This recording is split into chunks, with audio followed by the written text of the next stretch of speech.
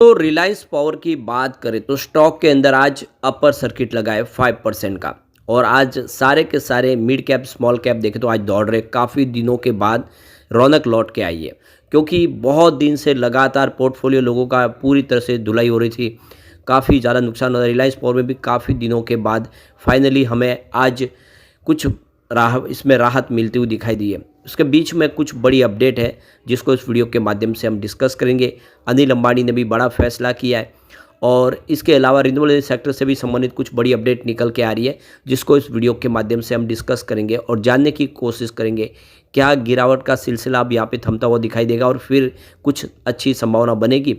लेकिन फ्रेंड्स, उससे पहले अगर आप पहली बार हमारे चैनल पे आए तो चैनल को सब्सक्राइब कर दीजिए, एक बेल आइकॉन दबा दीजिए ताकि जब भी नया वीडियो बने पहला नोटिफिकेशन आपको मिले। वीडियो पसंद आए तो लाइक से जरूर कीजिए। चलो फ्रेंड्स, वीडियो स्टार्ट करते हैं। मैं हूँ आपका दोस्त SV दवे और हमारे अपने चैनल ऑनलाइन कमाई में आपका बहुत बहुत स्वागत है।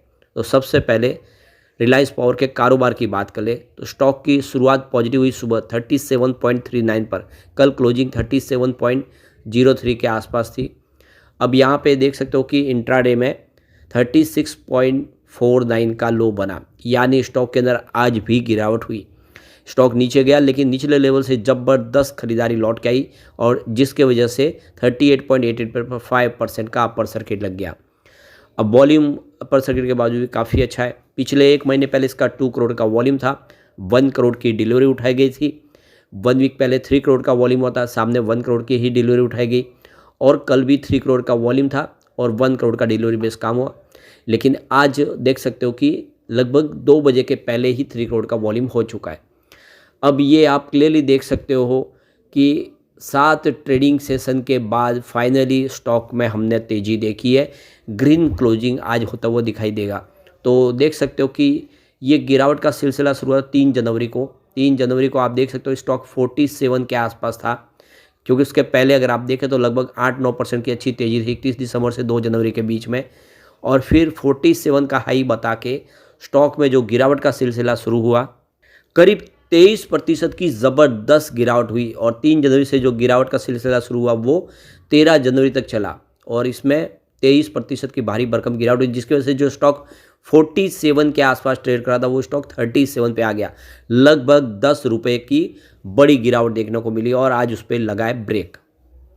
अब यहाँ पे देख सकते हो कि रिलायंस पावर ने अपनी ई वोटिंग के लिए लाइन खोली है। यहाँ पे कुछ रिजोल्यूशन है जिसको पास करना है, जिसको लेकर यहाँ पे देख सकते हो कि न्यूज़पेपर के अंदर इसकी एडवर्टाइजमेंट दी गई है।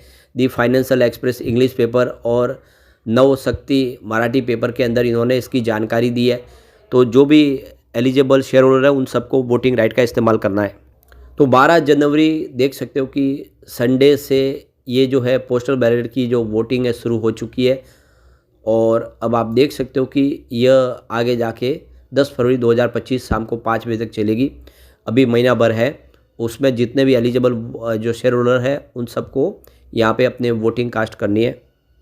दूसरी अपडेट यहाँ पे देखें तो अनिल अंबानी और उनके बेटे जय अनमोल अंबानी ने प्रमोटर के रूप में अपनी भूमिका से हटने के लिए आवेदन किया है और पब्लिक शेयरधारकों के रूप में रिक्लासिफिकेशन की मांग की है।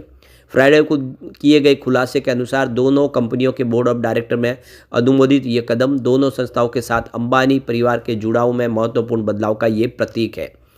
अनिल अंबानी और जय अंबानी के पास वर्तमान में दोनों कंपनियों के शेयर है, लेकिन रिक्लासिफिकेशन के लिए रेगुलेटरी सीमा के भीतर आते हैं।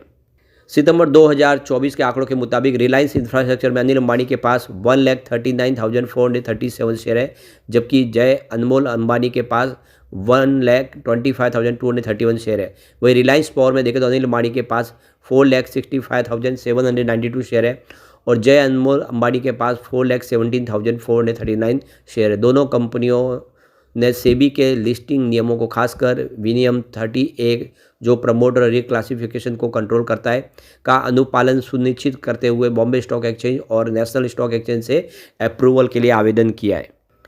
तो सेबी के मानदंडों के तहत रिक्लासिफिकेशन चाहने वाले प्रमोटरों के पास कंपनी की इक्विटी के 10% अधिक का वोटिंग अधिकार नहीं होना चाहिए।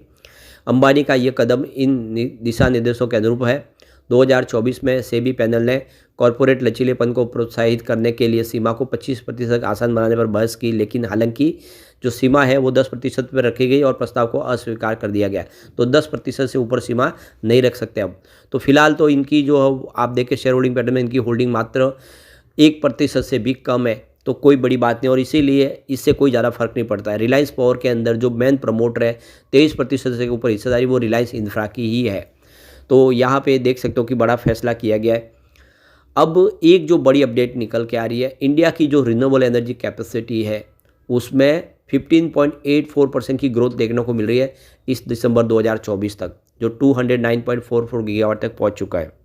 तो ministry of new renewable energy की तरफ से जो रिपोर्ट जारी की गई है उसमें कहा गया है कि क्लीन एनर्जी के लिए जो हमने अपना जो गोल सेट किया है वो गोल बिल्कुल यहाँ पे अचीव होता हुआ दिखाई देगा आने वाले समय। पंचमित्र फ्रेमवर्क के तहत यहाँ पे तेज़ी से कामकाज हो रहा है।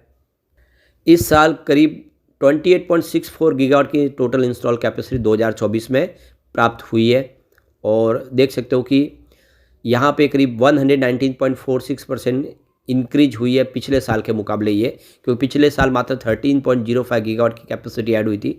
इस बार उसमें एक बड़ी बढ़त देखने को मिली है, काफ़ी शानदार, यानी 119% की जंप। टोटल इंस्टॉल कैपेसिटी अभी 180.80 गीगावाट के आसपास थी दिसंबर 2023 में, जो 209.44 गीगावाट तक पहुंच चुकी है 2024 में।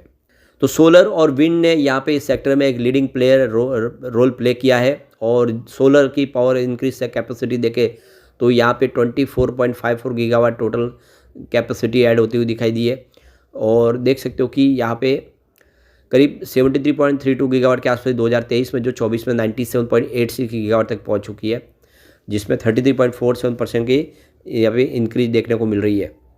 अब विंड एनर्जी की बात करें तो यहाँ पे 3.42 गीगावाट नई कैपेसिटी ऐड हुई है 2024 में, तो ये देख सकते हो कि 48.16 गीगावाट तक पहुँच चुकी है, जिसमें 7.64% की ग्रोथ देखने को मिल रही है पिछले साल के मुकाबले। तो काफ़ी बेहतर होता हुआ दिखाई दे रहा है और सरकार की जो स्कीम है उसका फ़ायदा भी मिल रहा है और आने वाले समय और पार्टिसिपेशन बढ़ेगा प्राइवेट प्लेयर का भी। अब इसकी परफॉर्मेंस को अगर देखें हम दूसरे पावर शेयरों के साथ कैसा रहा प्रदर्शन, पिछले 10 सालों में रिलायंस पावर ने 4% का निगेटिव रिटर्न दिया। इस दौरान मिड कैप में 15% की तेजी बनी है, बीएसई पावर इंडेक्स में 12% की तेजी है। तो विनर यहाँ पे मिड कैप है और लूजर यहाँ पे रिलायंस पावर है। पिछले 5 सालों में रिलायंस पावर ने 71% का शानदार रिटर्न दिया है। इस दौरान मिड कैप में 23% की तेजी बनी है, पावर इंडेक्स में 26% की तेजी है। तो विनर रिलायंस पावर है और लूजर यहाँ पे मिड कैप है। 3 ईयर की बात कर ले तो रिलायंस पावर ने 39% का ज़बरदस्त रिटर्न दिया है। इस दौरान मिड कैप में 18% की तेजी बनी है और बीएसई पावर इंडेक्स में भी 18% की ही तेजी है। तो बिल्कुल यहाँ पे विनर आपको रिलायंस पावर दिखाई देगा फिर से। 1 ईयर के हिसाब से देखें तो रिलायंस पावर ने 25% का ज़बरदस्त रिटर्न दिया है। इस दौरान बीएसई मिड कैप में 13% की तेज़ी बनी है और बीएसई पावर इंडेक्स में मात्र 5% की तेज़ी बनी है। तो यहाँ पे भी विनर रिलायंस पावर है और लूजर आपको यहाँ पे बीएसई पावर इंडेक्स दिखाई देगा। अब पिछले 3 महीनों में देखें तो रिलायंस पावर में 12% की गिरावट हो गई है। इस दौरान मिड कैप में 11% की गिरावट है, लेकिन बीएसई पावर इंडेक्स में 24% की भारी भरकम गिरावट है।